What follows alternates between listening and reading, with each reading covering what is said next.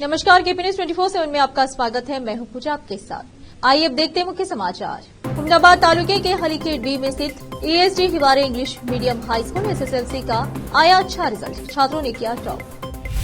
प्रेम प्रस्ताव ठुकराने पर हुगली में 20 साल की युवती की हत्या, 2 पुलिसकर्मी निलंबित। कर्नाटक के बुद्धिजीवियों ने सीएम सिद्धरामैया को लिखा पत्र, प्रज्वल रेवन्ना की तत्काल गिरफ्तारी की मांग। मैं सिर्फ तुष्टीकरण की कांग्रेस की राजनीति का कर रहा हूं पर्दाफाश। प्रधानमंत्री मोदी ने महाराष्ट्र में ठाणे जिले के कल्याण में एक चुनावी रैली को संबोधित करते हुए यह बात कही। दुनिया मान चुकी है कि भारत दुनिया का ताकतवर देश बन चुका है, रक्षा मंत्री राजनाथ सिंह ने कही यह बात।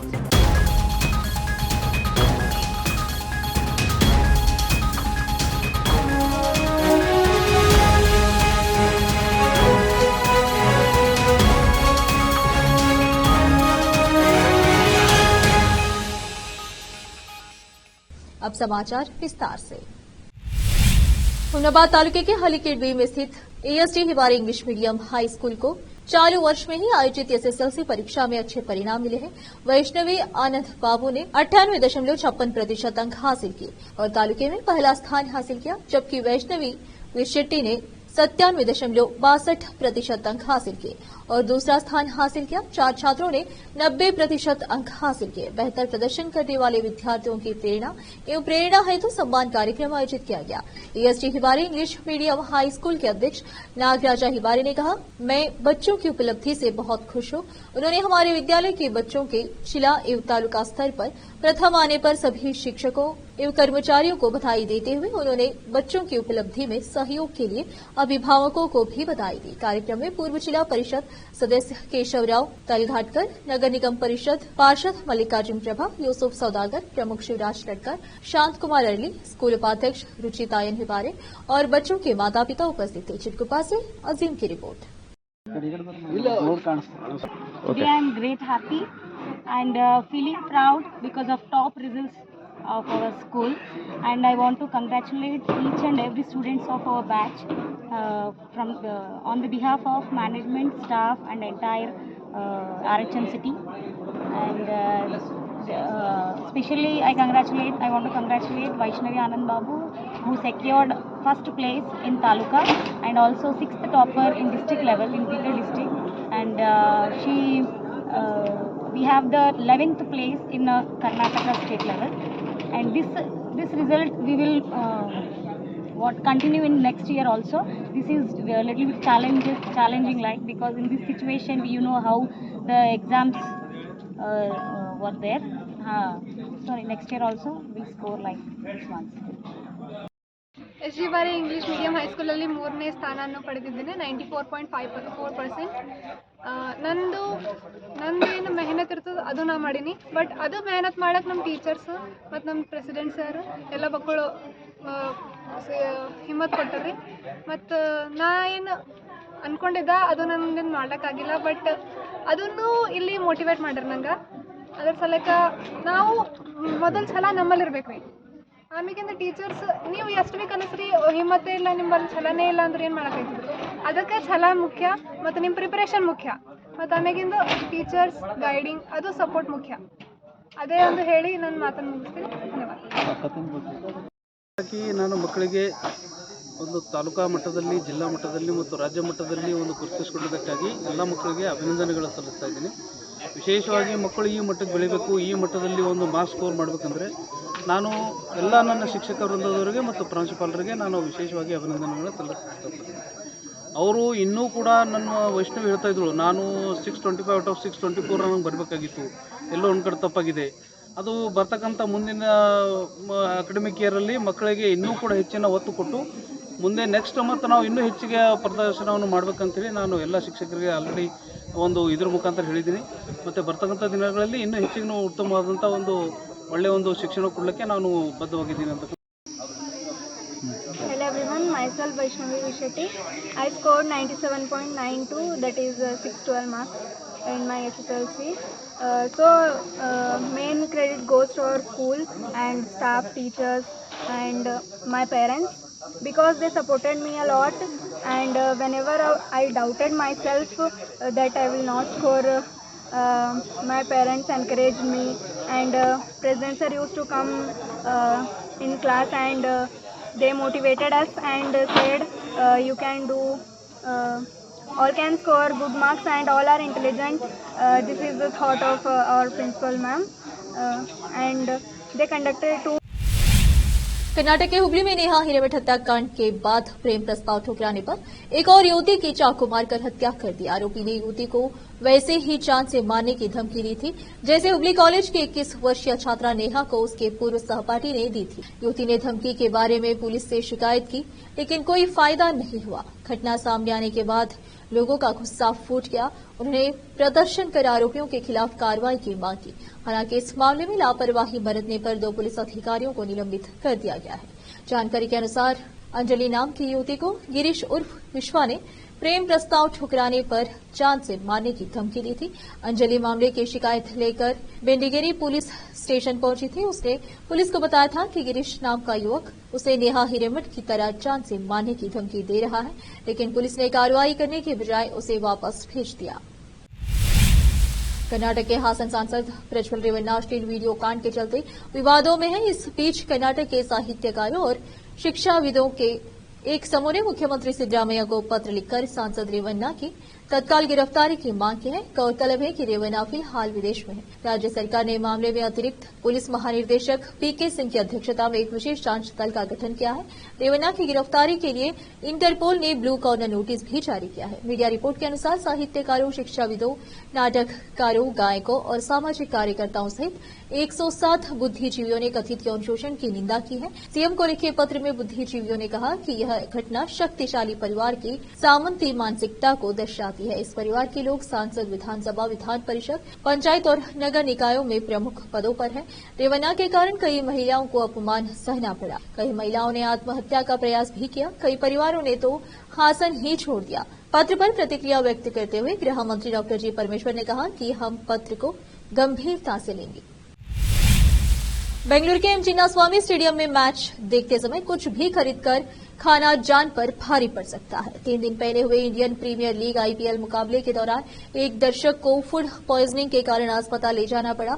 पुलिस ने एक एफआईआर दर्ज की है। यह घटना 12 मई को खेले गए रॉयल चैलेंजर्स बेंगलुरु और दिल्ली कैपिटल्स के बीच खेले गए मैच के दौरान दर्शकों को कथित तौर पर बासी खाना परोसने के आरोप में कर्नाटक राज्य क्रिकेट एसोसिएशन केएससीए प्रबंधन के खिलाफ एफआईआर दर्ज की गई है। केएससीए प्रबंधन और कैंटीन प्रबंधक के खिलाफ कब्बन पार्क पुलिस स्टेशन में प्राथमिकी दर्ज की गई है।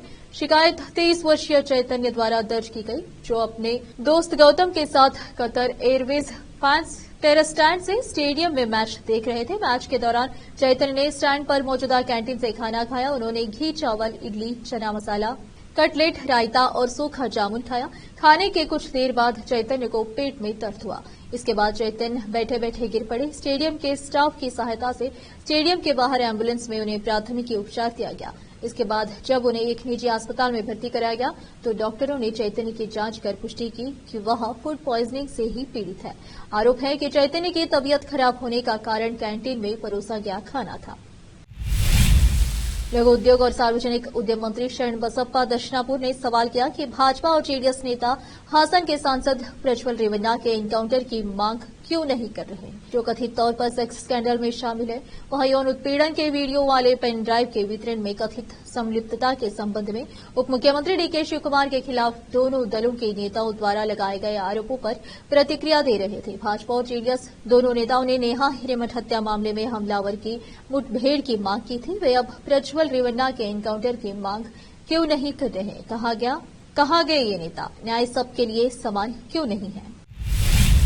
अब फिलहाल एक छोटा सा ब्रेक। हिंदुस्तान के हर कोने में हम हैं मौजूद। 24 घंटे हालात पर गहरी नजर, खबरों से जुड़े चुपते सवालात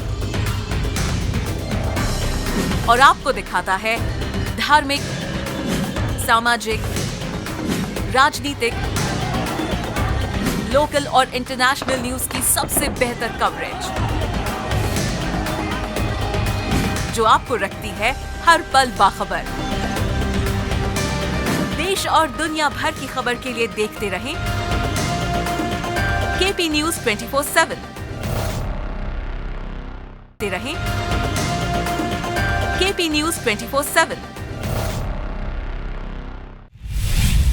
ब्रेक के बाद आपका स्वागत है। आइए देखते हैं समाचार। प्रधानमंत्री नरेंद्र मोदी ने बुधवार को कहा कि उन पर हिंदू मुस्लिम मुद्दा उठाने का आरोप लगाया जा रहा है, लेकिन वह केवल कांग्रेस और इंडी गठबंधन की तुष्टीकरण की राजनीति और लोगों को धार्मिक आधार पर बांटने की उनकी साजिश का पर्दाफाश कर रहे हैं। महाराष्ट्र में ठाणे जिले के कल्याण में एक चुनावी रैली को संबोधित करते हुए उन्होंने कहा कि कांग्रेस कभी भी विकास की बात नहीं कर सकती, बल्कि वह केवल हिंदुओं और मुसलमानों के बीच दरार पैदा कर सकती है। उन्होंने कहा कि उनके पूर्ववर्ती डॉक्टर मनमोहन सिंह ने कहा था कि देश के संसाधनों पर पहला अधिकार अल्पसंख्यकों का है। मोदी ने आरोप लगाया कि कांग्रेस अल्पसंख्यकों के लिए 15% धन आवंटित करके देश के बजट को मुस्लिम बजट और हिंदू बजट में विभाजित करना चाहती है। उन्होंने दावा किया कि विपक्षी इंडी गठबंधन सत्ता में आने के बाद तुष्टीकरण की इस नीति को लागू करेगा।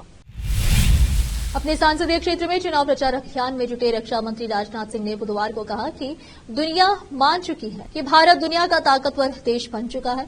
लखनऊ के अमीनाबाद में आयोजित रैली में पहुंचे राजनाथ सिंह आंध्र प्रदेश की एक रैली में आई पैरों में चोट के कारण संक्षिप्त भाषण ही दे सके। उन्होंने बताया कि वह ज्यादा देर तक खड़े रहने में असमर्थ है। राजनाथ सिंह ने कहा कि किसी राज्य के विकास की पहली शर्त होती है कानून व्यवस्था को चुस्त दुरुस्त करना। इस कार्य के लिए योगी जी की चर्चा पूरे भारत में और दुनिया भर में हो रही है। योगी हमारे लिए गौरव का विषय बन गया है। सीएम योगी के नेतृत्व में लक्ष्य तय किया गया है कि प्रदेश को $1 ट्रिलियन इकोनॉमी बनाना है। ऐसा होने पर भारत को तीसरी बड़ी अर्थव्यवस्था बनने से कोई रोक नहीं सकेगा। इंदिरा गांधी अंतर्राष्ट्रीय हवाई अड्डे IGI पर दिल्ली से वडोदरा जाने वाली एयर इंडिया की उड़ान में उस समय अफरा तफरी मच गई जब चालक दल के एक सदस्य ने विमान के शौचालय में एक टिश्यू पेपर देखा जिस पर बम लिखा था। पुलिस ने बृहस्पतिवार को यह जानकारी दी। एक पुलिस अधिकारी ने बताया कि बुधवार शाम को बम लिखा टिश्यू पेपर मिलने के बाद विमान की तलाशी ली गई, लेकिन कुछ भी संदिग्ध नहीं मिला। उन्होंने कहा कि जब चालक दल के सदस्य ने बम लिखा टिश्यू पेपर देखा उस समय विमान उड़ान भरने के लिए तैयार था। अधिकारी ने बताया कि केंद्रीय औद्योगिक सुरक्षा बल और दिल्ली पुलिस को सूचित किया गया और यात्रियों को विमान से नीचे उतरने के लिए कहा गया। उन्होंने बताया कि विमान की पूरी जांच की गई, लेकिन कुछ नहीं मिला। बाद में यात्री दूसरे विमान से अपने गंतव्य के लिए रवाना हो गए।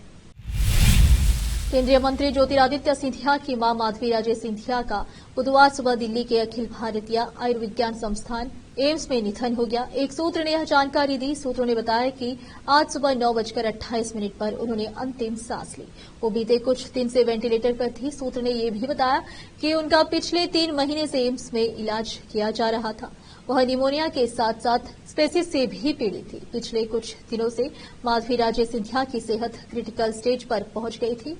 गुना संसदीय क्षेत्र बीजेपी उम्मीदवार ज्योतिरादित्य सिंधिया समेत उनकी पत्नी प्रियदर्शिनी राजे व बेटे महाआर्यमान सिंधिया को बीच बीच में चुनाव प्रचार छोड़कर दिल्ली जाना पड़ा था। अब फिलहाल लेते एक और छोटा सा ब्रेक। हिंदुस्तान के हर कोने में हम हैं मौजूद। 24 घंटे हालात पर गहरी नजर, खबरों से जुड़े चुपते सवालात और आपको दिखाता है धार्मिक, सामाजिक, राजनीतिक, लोकल और इंटरनेशनल न्यूज की सबसे बेहतर कवरेज जो आपको रखती है हर पल बाखबर।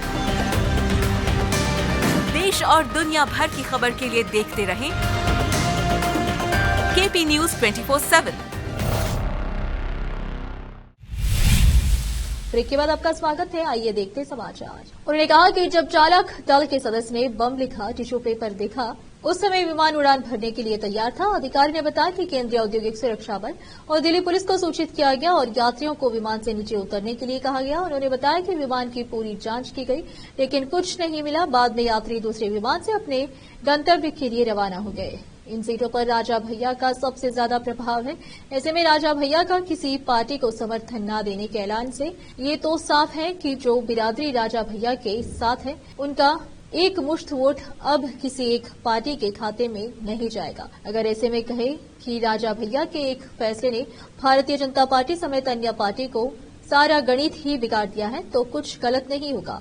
उत्तर प्रदेश के कुंडा से मौजूदा एमएलए राजा भैया सीएम योगी के सत्ता में आने के वक्त से ही बीजेपी को अपना समर्थन देते हुए हैं। देते आए हैं। ऐसे में इस बार मतदान से ठीक पहले उनका यह फैसला बीजेपी के लिए भी हैरान करने वाला है। जम्मू कश्मीर में गांव को सोलर एनर्जी से रोशन करने की सेना की पहल ने गांव वालों का दिल जीत लिया है। बताया जा रहा है कि नियंत्रण रेखा से करीब 600 मीटर दूर जम्मू कश्मीर के पूंछ जिले के डाबी गांव की सड़क को सेना ने सोलर एनर्जी से रोशन कर दिया है। सेना के एक अधिकारी ने बताया कि ऑपरेशन सद्भावना के अंदर यह परियोजना चलाई गई थी, जिसे बेहद कम समय में पूरा कर लिया गया है। बताया जा रहा है कि इस क्षेत्र में स्ट्रीट लाइट की भी कमी थी। अधिकारी ने बताया कि डाबी गांव को सोलर एनर्जी से रोशन करने की सेना की पहल ने 19 घरों और 129 गांव वालों तक स्ट्रीट लाइट की रोशनी पहुंचाई है। निवासियों को स्थानीय मस्जिद, मंदिर, स्कूल और पशुओं के बाड़ों की ओर जाने वाली सड़क सहित बड़े हिस्से में रोशनी मुहैया कर दी गई है। आखिर में फिर एक बार नजर डालते हैं मुख्य समाचारों पर। अहमदाबाद तालुके के हलीखेड़ बी में स्थित ESD Hiware English medium high school SSLC का आया अच्छा रिजल्ट, छात्रों ने किया टॉप। प्रेम प्रस्ताव ठुकराने पर हुगली में 20 साल की युवती की हत्या, 2 पुलिसकर्मी निलंबित।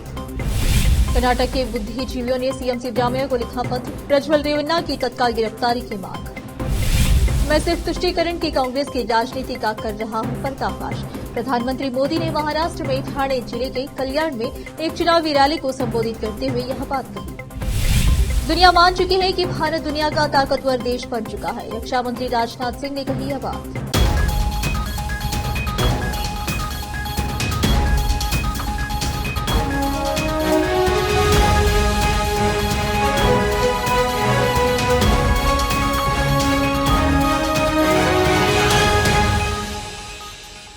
केपी न्यूज में इतना ही। देश प्रदेश के समाचारों के लिए देखते रहिए आपका अपना चैनल केपी न्यूज 24/7। धन्यवाद।